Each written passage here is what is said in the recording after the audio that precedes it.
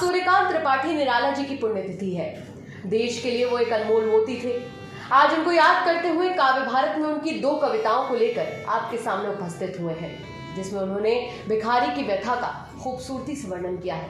जिस खूबसूरती से वो उनके दर्द को लोगों तक पहुंचा पाए, वो दिखाता है कि उनकी लेखनी कितनी उच्च कोटि की थी। चलिए शुरू करते हैं। सबसे पहली कविता भिक्षु। वो आता है 2 टूक कलेजे को करता, पछताता पथ पर आता। पेट पीठ दोनों मिलकर है एक, पेट पीठ दोनों मिलकर है एक। चल रहा लकुटिया टेक, मुट्ठी भर दाने को भूख मिटाने को, मुंह फटी पुरानी झोली को फैलाता है। 2 टूक कलेजे के करता, पछताता पथ पर आता। 7 2 बच्चे भी हैं सदा हाथ फैलाए। बाएं से वे मलते हुए पेट को चलते और दाहिना दया दृष्टि पाने की ओर बढ़ाए। भूख से सूख ओठ जब जाते, दाता भाग्य विधाता से क्या पाते। घूंट आंसुओं के पीकर रह जाते, चाट रहे जूठी पत्तल वे सभी सड़क पर खड़े हुए, और झपट लेने को उनसे कुत्ते भी हैं अड़े हुए।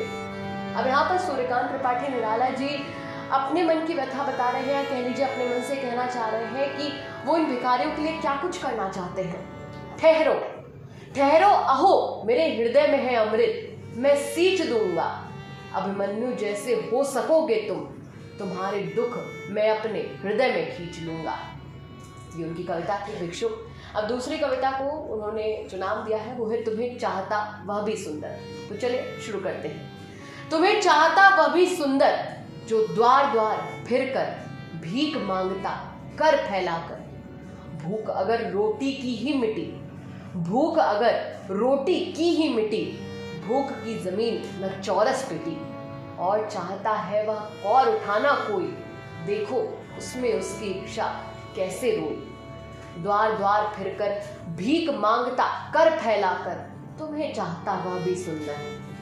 देश का समाज का कर्णधार हो किसी जहाज का, पार करे कैसा भी सागर, फिर भी रहता है चलना उसे, फिर भी रहता है पीछे डर। चाहता वहां जाना वह भी, नहीं चलाना जहां जहाज, नहीं सागर, नहीं डूबने का भी जहां डर। तुम्हें चाहता है वह सुंदर, जो द्वार द्वार फिर कर भीख मांगता कर फैलाकर, जो द्वार द्वार फिर कर भीख मांगता कर फैलाकर।